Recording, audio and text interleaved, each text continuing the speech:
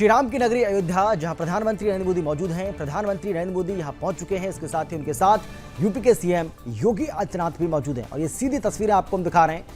ये तस्वीरें आपको हम दिखा रहे हैं यहां पर किस तरीके से अधिकारियों से बातचीत करते हुए प्रधानमंत्री नरेंद्र मोदी, उनके साथ आप सीएम योगी को भी तस्वीरों में देख पा रहे हैं। और इसके साथ ही यूपी की राज्यपाल भी उनके साथ मौजूद हैं। ये सीधी तस्वीरें फिलहाल आपको हम दिखा रहे हैं। ये सीधी तस्वीरें आपकी टीवी स्क्रीन के ऊपर प्रधानमंत्री नरेंद्र मोदी राम की नगरी अयोध्या पहुंच चुके हैं। दिवाली के त्योहार को लेकर देश भर में धूम देखने को मिल रही है। और दीपोत्सव कार्यक्रम में शामिल होने के लिए पीएम मोदी राम नगरी अयोध्या पहुंच चुके हैं। पीएम मोदी कार्यक्रम में शामिल होने के साथ ही रामलला के दर्शन करेंगे और आशीर्वाद भी लेंगे। दरअसल बीते कुछ सालों में अयोध्या में काफी बदलाव देखने को मिल रहा है और 2017 के बाद से अयोध्या में हो रहे बदलाव इसे विश्व पटल पर एक नई पहचान भी दिला रहे हैं। इसी के साथ दीपावली से एक दिन पहले दीपोत्सव की शुरुआत भी यहां पर हुई है। और माना यह जाता है कि राम के वनवास से आने की खुशी में लोगों ने अपने घरों में दिए जलाए। त्रेता युग की उसी याद को ताज़ा करने के लिए दीपोत्सव की शुरुआत हुई थी। दीपोत्सव के दिन दोपहर के बाद प्रभु राम, लक्ष्मण और सीता स्वरूप बने मंचीय कलाकार हेलीकॉप्टर से लैंड करते हैं और इसे हमने देखा भी आज। और उनके स्वागत के लिए पूरी अयोध्या नगरी और तमाम लोग वहां पर मौजूद रहे। दीपोत्सव के दौरान अयोध्या को 4000 करोड़ की 66 परियोजनाओं की सौगात भी मिलने वाली है। फिलहाल ये दो तस्वीरें आपको हम दिखा रहे हैं और ये दोनों तस्वीरें बताने के लिए काफ़ी हैं कि किस तरीके से अयोध्या वासियों में ज़बरदस्त उत्साह, उमंग देखने को मिल रही है। और इस बार एक और नया कीर्तिमान, एक नया रिकॉर्ड बनाने की तैयारी अब की जा रही है। गिनीज वर्ल्ड रिकॉर्ड, आपको बता दें Guinness book of world record में ये दर्ज किया जाएगा। इससे पहले आपको याद होगा पिछले साल दिवाली के मौके पर 9 लाख से ज़्यादा दिए जो हैं वो अयोध्या में एक साथ जलाए गए थे, यानी कि तकरीबन 10 लाख दिए। लेकिन इस बार उससे भी ज़्यादा और हर साल इन दियों की संख्या को बढ़ाया जा रहा है। और इस साल 17 लाख दिए जलाने का फैसला लिया गया। सरकार की ओर से, प्रशासन की ओर से लेज़र शो का आयोजन भी किया जाएगा। इसके साथ ही तमाम तरह की वो तैयारियां की गई हैं जो इससे पहले भी हमने देखी हैं। लेकिन ये पहली बार हो रहा है जब दीपोत्सव के मौके पर, या यूं कह लीजिए कि दिवाली के मौके पर अयोध्या पहुंचे हैं प्रधानमंत्री नरेंद्र मोदी। इससे पहले सीएम योगी लगातार यहां पर पहुंचते रहे हैं, लेकिन पहली बार दिवाली के इस खास मौके पर दीपोत्सव में शामिल होने के लिए प्रधानमंत्री नरेंद्र मोदी यहां पर पहुंचे हैं। और ये दो तस्वीरें आपको हम दिखा रहे हैं। पहली तस्वीर उस वक्त की है जब पीएम मोदी अयोध्या पहुंचे। दूसरी तस्वीर उस वक्त की आपको हम दिखा रहे हैं जब यहां पर किस तरीके से आप देख सकते हैं कि रंग बिरंगी रोशनी से पूरी अयोध्या नगरी जो है वो सजी हुई है। और इसका भव्य और दिव्य रूप आप आसानी से देख सकते हैं।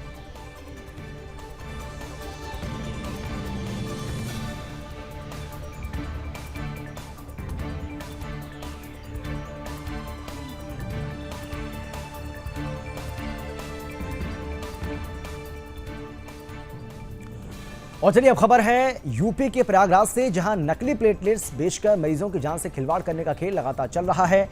एसओजी टीम ने सरगना समेत 10 लोगों को गिरफ्तार किया है। इनके कब्जे से 18 पाउच प्लाज्मा, 3 पाउच नकली प्लेटलेट और 1 लाख नकद समेत अन्य सामान भी बरामद हुआ है। पकड़े गए लोगों में 3 मिर्जापुर, 1 देवरिया और बाकी प्रयागराज के। इस गिरोह का सरगना राघवेंद्र सिंह है, जो अन्य लोगों के साथ मिलकर काम करता है। एसपी शैलेश कुमार पांडे ने बताया है कि पूछताछ में अभियुक्तों ने बताया कि वो ब्लड बैंक से प्लाज्मा खरीदते थे और एक पाउच में लगभग 350 ml प्लाज्मा रहता है। इसके बाद खाली पाउच में 50 ml प्लाज्मा रखकर इसे प्लेटलेट्स बताकर 3 से 5 हज़ार रुपये में बेचा करते थे। एसपी का कहना है कि पुलिस टीमों को लगा कि यह भी हो सकता है कि आगे की जांच में कोई कनेक्शन सामने आए। इन दिनों प्रयागराज में डेंगू ने अपना कहर बरपाया हुआ है और अस्पतालों में डेंगू मरीजों की संख्या लगातार बढ़ती जा रही है। बेड भरे पड़े, प्लाज्मा मिलने में भी लोगों को काफ़ी दिक्कतें हो रही हैं। अब इस तरह से फर्जी खून और प्लाज्मा बेचने वाले लोग मरीजों की जान के साथ खिलवाड़ कर रहे हैं।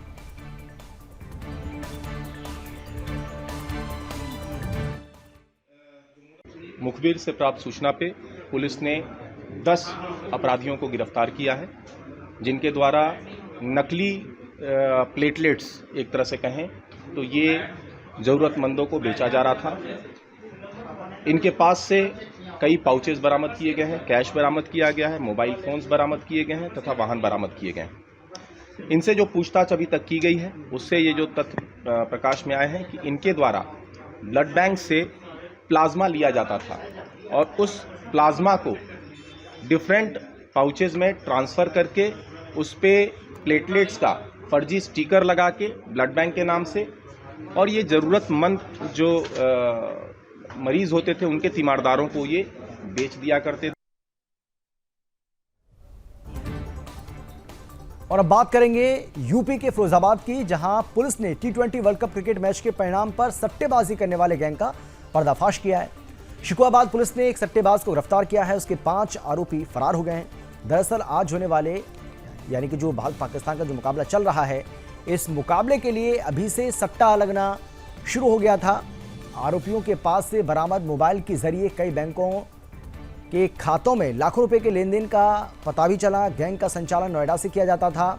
T20 वर्ल्ड कप की शुरुआत 22 अक्टूबर से हुई है और इसके साथ ही सट्टेबाज भी सक्रिय हो गए। एसपी ग्रामीण कुमार रणविजय सिंह ने बताया है कि देर शाम आरोपी अमित को उसके मकान से गिरफ्तार किया गया और उसके कब्जे से मोबाइल फोन बरामद किया गया है। अमित और उसके गैंग के सदस्य के मोबाइल से दर्जनों खातों में अवैध लेन देन का पता भी चला है।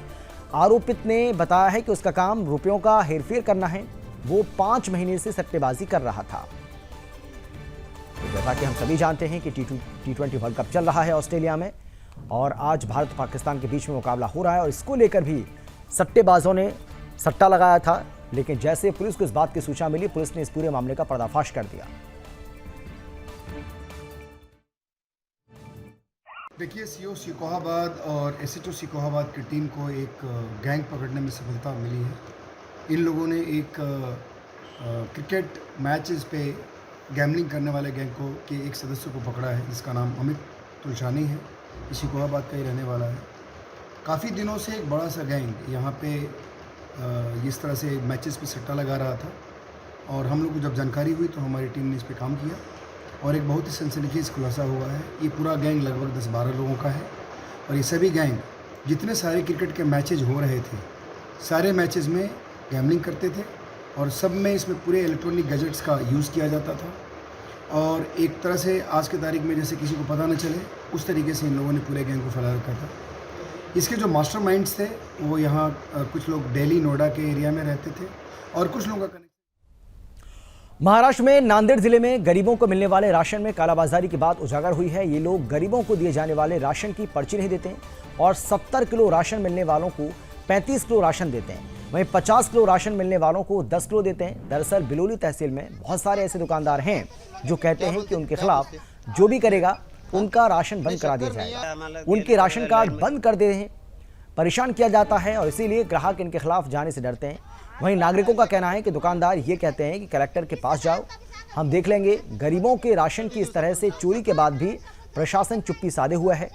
संबंधित विभाग के अधिकारियों की मिलीभगत से गरीबों के राशन की चोरी हो रही है और इसका जवाब आपूर्ति विभाग को देना होगा। इसलिए महाराष्ट्र के मुख्यमंत्री और नांदेड़ कलेक्टर से निवेदन है कि इनकी कड़ी से कड़ी जांच कराई जाए और इनके खिलाफ कानूनी कार्रवाई भी की जाए।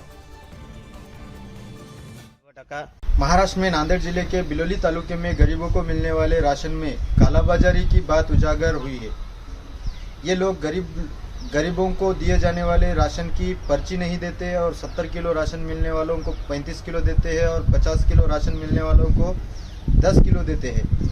ऐसे कुंडलवाड़ी में ही नहीं बल्कि बिलोली तालुके में बहुत सारे ऐसे दुकानदार हैं कि उनके खिलाफ जो जाएगा उनकी राशन बंद करा देने की धमकी देते हैं और उनके राशन कार्ड बंद करा देते हैं या उनके नाम उस राशन कार्ड में से निकालकर उनको परेशान किया जाता है। इसलिए स्वस्थ धान्य दुकानदारों के खिलाफ जाने के लिए डरते हैं ग्राहक।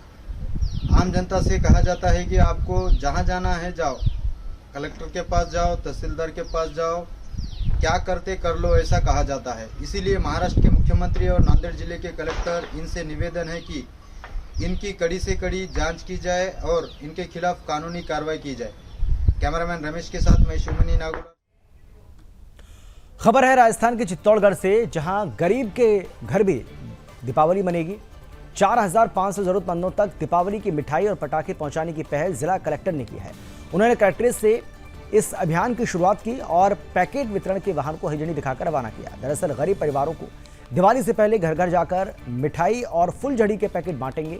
लोगों के लिए UIT की ओर से मिठाई और फुलझड़ी के पैकेट तैयार करवाए गए। गरीबों की 1 किलो मिठाई के डिब्बे के साथ एक फुलझड़ी का पैकेट भी बांटा जाएगा। आपको बता दें कि कलेक्टर पोसवाल ने सभी चित्तौड़गढ़ जिले के निवासियों से मिलजुल कर पूरे हर्षोल्लास के साथ दिवाली मनाने का आह्वान किया।